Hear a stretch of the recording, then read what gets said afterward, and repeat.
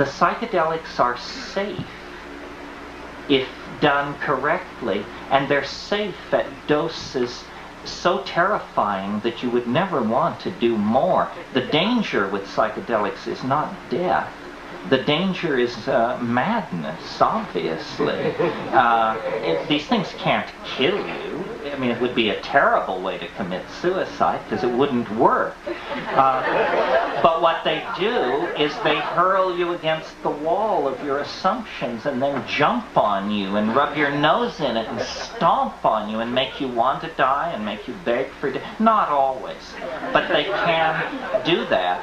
And so it's very important when you get in there that you can at least have the pharmacological facts under your belt so you can explain to yourself what's going on.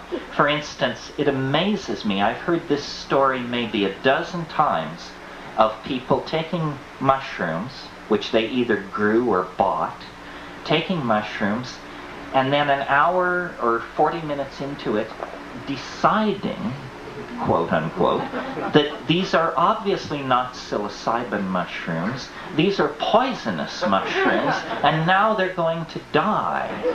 Well, that shows you just don't have your mind under control. You know, you need to have a talk with yourself about your tendency to get hysterical in tight situations, you know, because you're not dying. You have to come to the place where you can actually turn to the whining ego and say, you are dying. Me, I'm going further, but you're dying. That's right. Death, death, death. Roll in it, citizens, as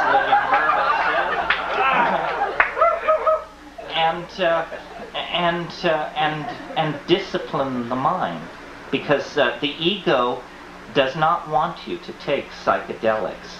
The voice which tells you not to take psychedelics is the voice of your ego. It says, look, you've got a lot to lose. You have a professional position to think of. And then if you resist and go to the next level, it plays the next ace. You know you're crazy. You know that you're not like these other people. You're crazy. You should stay away from it. And then if all else fails, it plays the final ace. You're dying, stupid. You're dying. Call 911 before it's too late.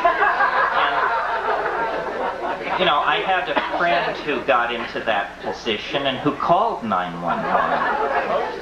Ambulance came and they took him away, and naturally these psychedelic crises are usually fairly short-lived, so by the time he had attention in the emergency room, it was all past. And he said to the doctor, who, God bless this doctor, he must have been quite hip, the guy said to him, he said, did the mushroom cause this? And the guy said, well, I don't see how the mushroom could cause it. We see panic attack cases in here every day, and I never had one caused by a mushroom.